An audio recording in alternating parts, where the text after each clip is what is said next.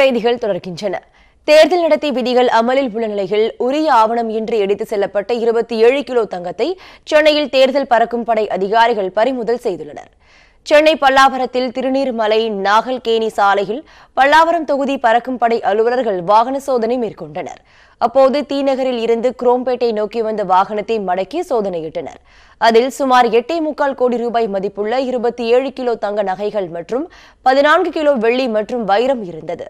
குரோம்பேட்டையில் உள்ள பிரபல நகைக்கடையின் கிளைக்கு தீநகர் கடையில் இருந்து நகைகள் கொண்டு வருவதாக வேனில் நகையுடன் வந்தவர்கள் தெரிவித்தனர்.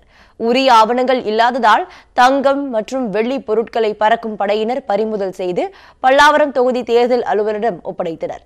ஆவணங்கள் முறையாக இருந்தால் பறிமுதல் செய்யப்பட்ட நகைகள் திரும்ப ஒப்படைக்கப்படும் என அதிகாரிகள் தெரிவித்தனர்.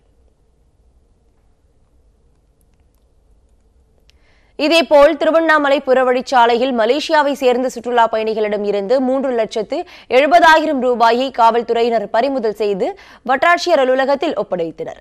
சேலத்தில் உரிய ஆவணங்கள் இன்றி கொண்டு செல்லப்பட்ட 4,70,000 ரூபாய் மதிப்பிலான 678 புடவைகளை தேர்தல் பறக்கும் படை அதிகாரிகள் பறிமுதல் செய்தனர்.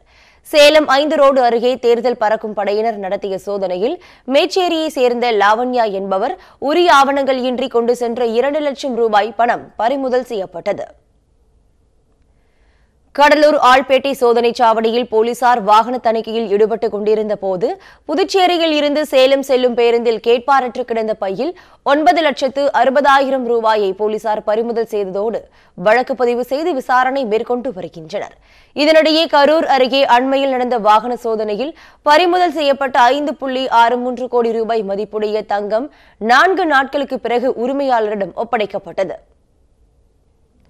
புதுக்கோட்டை மாவட்டத்தில் தேர்தல் விதிமுறைகளை மீறியதாக அதிமுக, திமுக ஆகிய 2 கட்சிகள் மீது 7 வழக்குகள் பதியப்பட்டுள்ளது.